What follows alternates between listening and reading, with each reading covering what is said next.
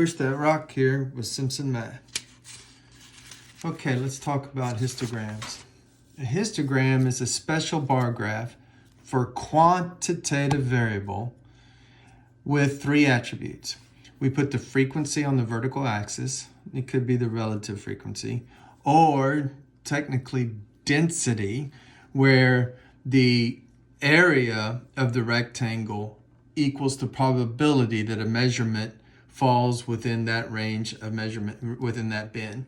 On the horizontal axis, we subdivide the axis into subintervals that we call bins, and this horizontal axis is for the quantitative variable, what it is you're measuring that's quantitative, not categorical, but quantitative. And then finally, the area of each rectangle is proportional to the frequency of the measurements. So of course, if you make it a frequency or a relative frequency or density, you meet this requirement here. So let's do an example where our quantitative variable, X, is the number of days of hospitalized treatment for COVID-19 survivors in a small rural hospital. So let's say in April of 2020, we get hit with COVID, and we have, in the first couple of months, we have a bunch of people come in our hospital, and we're kind of worried, we know that different places get hit harder at different times, and we want to prepare for the future. So we gather up a sample of our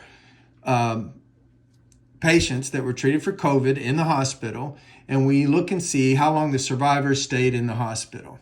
And so this is the data here. And the way you interpret this data is X is the variable, so it's a number of days. So like 2 would be two days. Somebody stayed in the hospital 2 days. How many people stayed in the hospital 2 days? How many patients? 4. So F is the frequency. It tells you how many times this variable occurred. So there were 4 patients that stayed in the hospital 2 days being treated for COVID-19. Now, this data, if you look at it, we skipped from 20 to 49. And there was because one person was in the hospital for 49 days. And you might be tempted to throw this out as an outlier. It's so numerically distant from all the other measurements. But you're the hospital administrator, and you know that there was a case of somebody that nearly died, developed pneumonia, was on a respirator, and stayed in the hospital for a month and a half, and was lucky to live. And so you want to count that person, because this is a small sample, and if we get crushed later with a larger and larger numbers of people, this number of people that stayed an extraordinary amount of time might grow. So we're not going to discount the outlier. So here's our data. Now, one thing we need to know is our sample size. And to get the sample size, you add up the frequencies. This symbol just is the Greek letter sigma, means add up. The uppercase sigma means add up. So I add up all these frequencies. And when I add them all up, I get 30. So 1 plus 4 plus 2 plus 1 all the way down to this one, you get 30. Okay. Now, another thing we need to know is the number of bins to use. This is some Greek letter that looks like an N, and that's typically, not always, but typically used for the number of bins. And Sturgis rule is one way to decide the number of bins that you should use. And Sturgis rule says it's 1 plus log base 2 of the sample size, which was 30. Now we know that 2 to the 5 is 32. So that means log base 2 of 32 is equal to 5. So, and log base 2 of 16 is 4. This is close to 32. So this is really close to 5. So it's approximately 1 plus 5. So we're going to go with 6. We're going to use as our number of bins 6. Okay. How about our bin width? How wide should each bin be? Well, you take the range, which is the 49 days. Remember, there was somebody in the hospital 49 days. And then the shortest stay was 1 day. So the high minus the low divided by the number of bins, which we said was 6. So we get 48 over 6. So we get 8. So we're going to get 8 units wide should be each bin. So what does that tell us to do? Oh, well, I guess straight to the graph. Before I go to the graph, we need to talk more about this bin width. So since the bin width is going to be 8, we know the lowest number in our data was 1. We add 8 to that, we get 9. Now, I'm not going to include 9 because 9 is going to go in the next bin. This data, number of days tends to be, you can think of it as discrete. I don't even know if I did that. I'm not organizing. Okay, here it is. Number of days, you think, well, that's discrete because you either stayed 1 day or 2 days. Well, actually, no. We're rounding off. Like they stayed over time is continuous. They stayed an hour. Did they stay 24 hours? Did they stay 48 hours? Did they stay 47.5 hours? 47.9999 hours? So most of the time, these histograms are for continuous variables. And for that reason, you need the 9 in both bins. And so we'll just treat it this way. We'll add 8 to this and get 17. And we'll start with 17 and then add 8. And let's see, what's 8 plus 25?